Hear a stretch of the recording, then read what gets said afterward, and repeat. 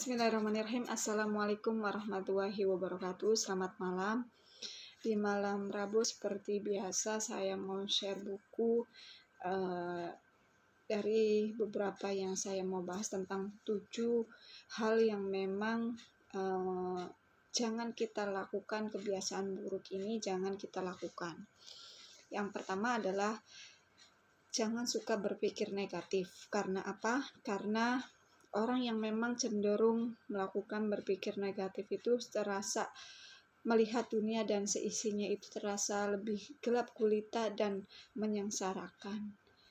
Dimana ketika berpikir negatif itu ya banyak hal-hal yang memang tidak baik untuk diri kita atau pikiran kita. Di sini salah satu contoh adalah ketika kita membeli beras. Terkadang karena kita udah berpikir negatif adalah ketika kita pergi ke toko sebelah, kita melihat berasnya kurang bagus nih, warnanya kurang putih. Nah, kita ketika pindah ke toko yang sebelah berasnya putih dan kita berpikir ini jangan-jangan berasnya itu pemakai pemutih. Di situ bisa jadi ini pikiran kita itu beras-beras yang di warung-warung tersebut tidak sepenuhnya benar. Karena apa? Kita tidak pernah membuktikan kualitas beras tersebut. Yang ada hanya berprasangka bahwa penjual beras itu akan menipu bahwa kualitas untuk berasnya itu sendiri rendah. Jadi kita menghilangkan dan mengabaikan pikiran yang memang negatif tersebut. Gantikan pikiran negatif dan pikiran yang memang membangun. Ganti pikiran, saya tidak bisa melakukan hal ini dengan saya melakukan hal ini dengan lebih baik setiap saat memohon penyertaan kepada Allah untuk mencoba melakukannya. Jadi harus bisa merubah pikiran menjadi positif. Terus di sini kebiasaan berpikir negatif itu harus kita rubah dengan kebiasaan-kebiasaan hebat yang memang yang baik kita lakukan setiap saat dan setiap waktu. Yang pertama adalah jangan membayangkan yang buruk. Yang kedua adalah jangan berlebihan. Yang ketiga adalah selalu berpikir positif. Jangan membayangkan hal buruk ini seperti apa. Misalkan sebelum melakukan sesuatu, jangan bayangkan bahwa sebuah kegagalan, tapi bayangkan keberhasilan yang memang kita akan dapat melakukan sesuatu hal yang sungguh-sungguh dengan penuh rasa iman, dan bagaimana kita akan terheran-heran apa yang memang terjadi nantinya, seperti itu. Yang kedua, jangan berlebihan. Nah, jangan berlebihan ini, cobalah kita untuk memikirkan sesuatu secara berlebihan. Seringkali kita terjebak untuk terlalu banyak berpikir dengan menghabiskan banyak waktu untuk menimbang-nimbang atau memikirkan yang memang orang lain mungkin pikirkan tentang diri kita. Itu hal yang membuat kita tidak bisa mengeluarkan kemampuan terbaik kita. Yang ketiga itu selalu berpikir positif. Biarkan pikiran kita untuk dipenuhi dengan kebahagiaan, dengan kekuatan dan keberhasilan. Yang kedua, poin adalah jangan sombong. Orang yang berpengetahuan tinggi di dunia ini mengerti prinsip untuk bersikap rendah hati terhadap orang lain. Ada 2 hal, yang pertama adalah rendah hati, yang kedua adalah menghargai orang lain. Rendah hati ini sangat sulit bagi kita untuk memposisikan diri kita pada posisi yang rendah hati apabila dalam batin kita masih bercokol keinginan untuk dipuji dan memang bersikaplah apa adanya. Akan membuat sifat rendah hati kita ini setiap ada masalah kesulitan, ceritakan, kita minta bantuan kepada orang lain. Tapi tentunya kita harus temukan orang yang memang menyayangi kita, yang memang percaya pada diri kita tanpa syarat, seperti itu. Yang kedua, menghargai orang lain.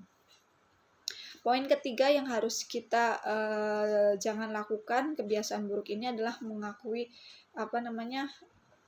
kekurangan diri, mengakui kekurangan diri.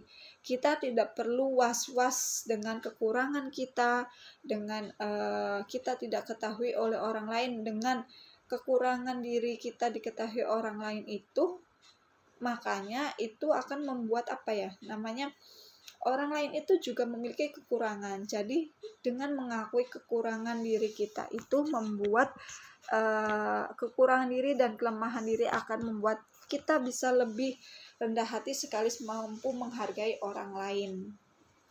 Yang keempat adalah jangan berpikir egois.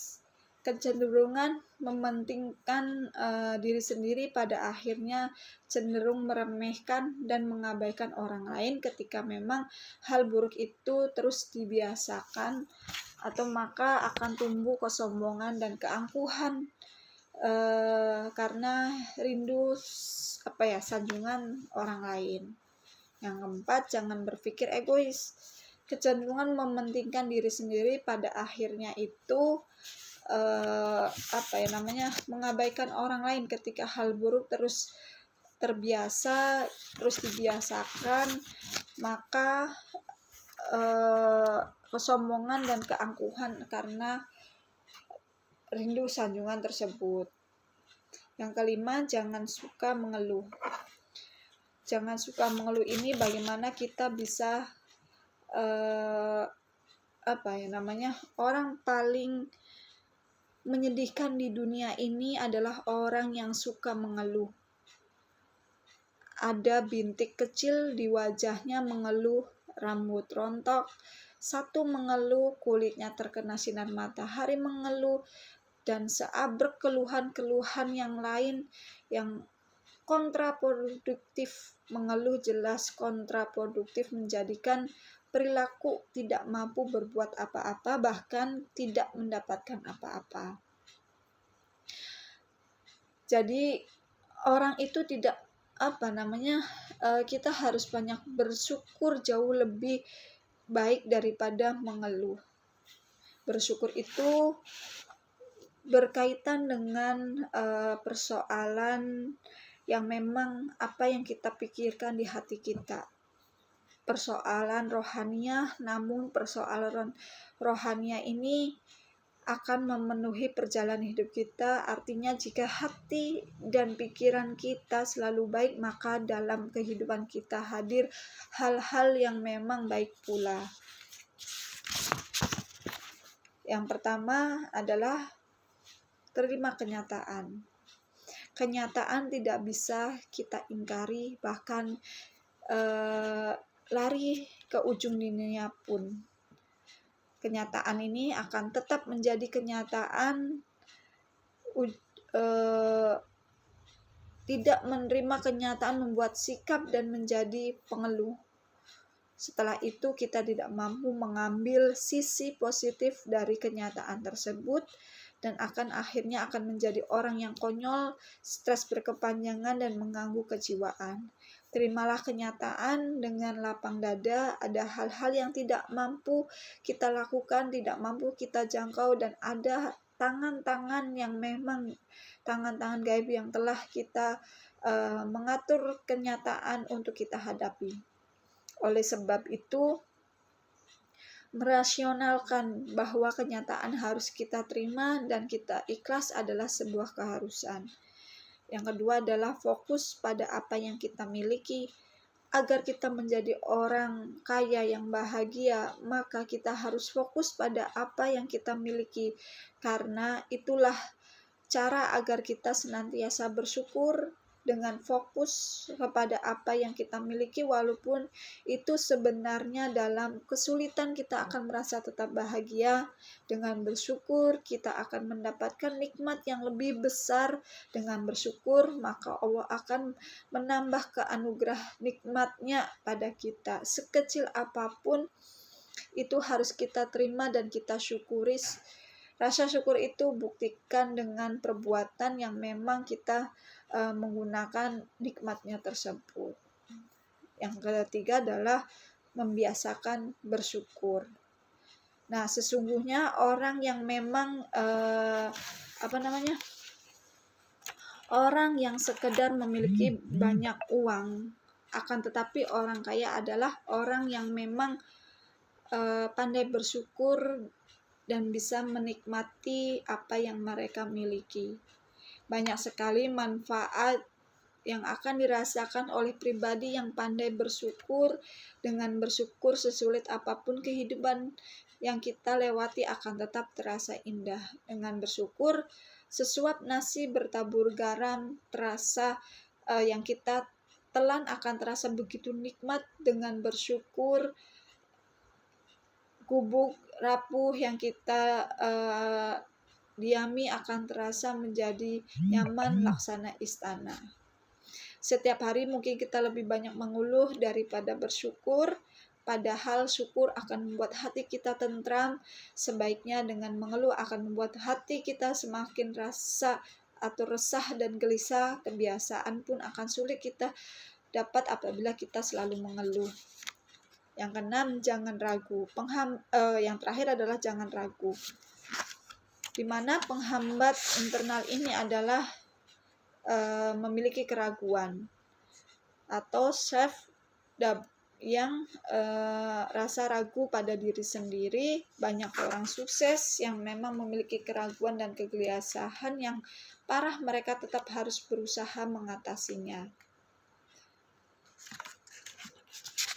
Yang terakhir adalah jangan pernah ingkar janji, bahwa kita boleh berhutang janji selama kita 100% yakin kita bisa menempati pada intinya. Orang boleh saja berhutang janji macam-macam, asal ia serius bisa menepati janji tersebut dengan hal-hal yang memang dia yakin, dan itu bisa menepati janji, kecuali terhadap hal-hal yang memang tidak bisa dicegah. Itu adalah takdir Allah. Jika kita yakin, kita tidak perlu berjanji.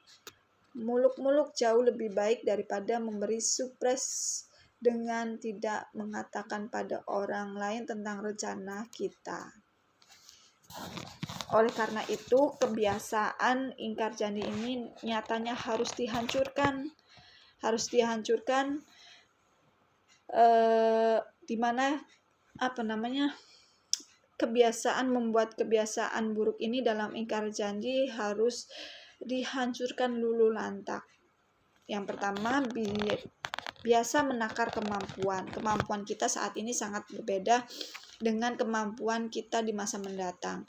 Bisa jadi lebih baik, bisa jadi lebih lama, agar janji yang kita buat tidak kita ingkari. Sebaiknya biasakan menakar kemampuan kita. Misalnya ketika kita berjanji bertemu seseorang jam 11, kita harus memperkirakan nih, apakah jam segitu kita masih kuat menahan, bisa melakukan menepati janji tersebut. Dan kedua adalah berkata tegas. Ketika kita sudah menakar kemampuan kita, maka lanjutnya adalah untuk berkata dengan tegas apa yang memang kita yakini. Misalnya itu teman kita mengajak bertemu pukul 11 malam dan kita memperkirakan sudah kecapean. Untuk itu kita harus bersikap tegas bahwa tidak bisa kita bertemu di jam segitu. Lalu kehidupan kasih sayang. Kasih sayang akan menjadikan orang hidup lebih tidak mengecewakan orang lain. Ingkar janji ini adalah sikap yang buruk dan harus dimusnahkan, seperti itu. Oke, itu aja yang dapat saya sharing. Kurang lebihnya saya mohon maaf. Wassalamualaikum warahmatullahi wabarakatuh. Selamat malam.